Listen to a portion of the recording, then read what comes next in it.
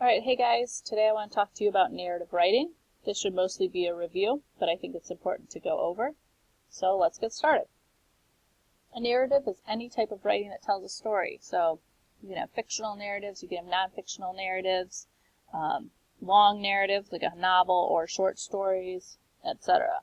They're going to have a clear beginning, middle, and end, and they're going to be written in first, second, or third person point of view. A good narrative is going to have things that are really well described. So that should be the setting, that should be characters. You want to know a lot about the characters, not just, their name and what they say. There should be dialogue, conversations between those characters. There should be a clear conflict in the story. So what's the problem in the story? Is it a guy versus another guy, or woman versus woman? Is it a person versus, a tornado that destroys their house, or a person dealing with a problem with society, like the laws and the expectations, or somebody having more of an inner problem with themselves? And you want to keep a consistent point of view in a narrative. So here's our plot map. We have the exposition, which is the beginning. We have the rising action that moves up to the climax.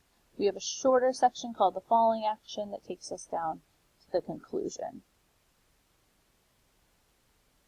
The exposition. It's going to introduce the reader to the setting, the main characters. This is going to come at the start of the story within the first couple paragraphs or the first chapter, depending on the length of the narrative.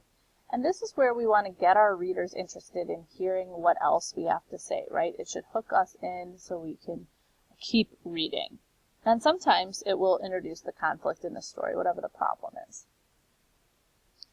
So here I'm going to ask you to go ahead and pause the video and take a second and read through this copy of The Sleeping Beauty, and then try to figure out where the exposition starts and ends.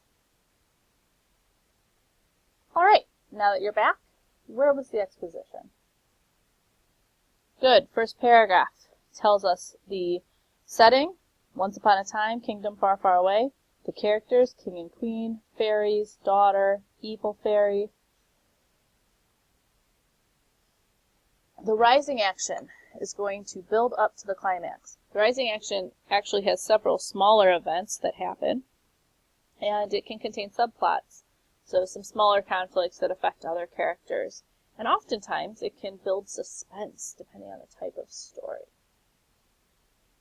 So let's look at our copy of The Sleeping Beauty again and try to find the rising action.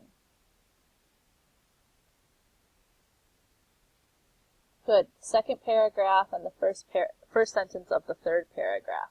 So this is where we find out that the good fairy is going to try to help this situation a little bit. She's not going to die. She's just going to go to sleep for a very long time. And then we find out that this does start to happen, right? She turns 16 and she does find a spindle. But it doesn't quite take us all the way to what happens with that spindle, because that's going to take us to the climax, the main event of the story, where that conflict comes to a head. So, is she going to die? Is she going to go to sleep? Is she going to prick her finger? Or was all of this just, poppycock? And it's going to be like our more exciting part of the story, and we want it to leave readers wondering how these characters are going to solve this problem.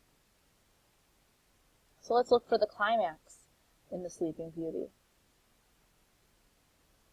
If you said immediately following the rising action, you're absolutely right. The moment she pricks her hand, falls asleep, everybody else does, and we know that she's there for a long time and the garden is growing around it. Now that reader, us, is left wondering, what's going to happen to Sleeping Beauty? This leads us to the falling action. Okay, so everything that's following the climax, but doesn't quite get us to the resolution yet. It's going to have less events than the rising action typically, which is why on that first map, that side of the mountain was a little bit shorter. And it starts to tie up some of the loose ends of the story oftentimes. So let's look for the falling action in The Sleeping Beauty. Fourth paragraph. So, 100 years passes, the prince finds out about this, decides he's going to rescue her. He cuts his way through. He sees her. He thinks she's cute. He stoops. He kisses her. We have to stop right there, right? Because we don't want to resolve this issue quite yet. That's going to be our resolution. This is the end of the story when the conflict is resolved or fixed. So sometimes we don't actually resolve the conflict. We have a cliffhanger. This happens a lot in series so that there's a reason to keep reading the next one. And of course, the resolution has to be the only remaining information left in our story here. So what happens after the prince kisses her? She wakes up. The king and queen wakes up. She thinks, wow, this prince is cute too. They decide to get married. They get married the same day. They live happily ever after. So if you look, you can see that all of these parts go together. Okay? You need all of them to make that narrative structure that we're so used to seeing. So why do we worry about this? By understanding how a narrative is constructed, you're able to better analyze narratives that you read, and you can write your own. So think about it. What kind of narratives, what kind of stories do you like to read? Thanks for listening, and let's get started on writing our own.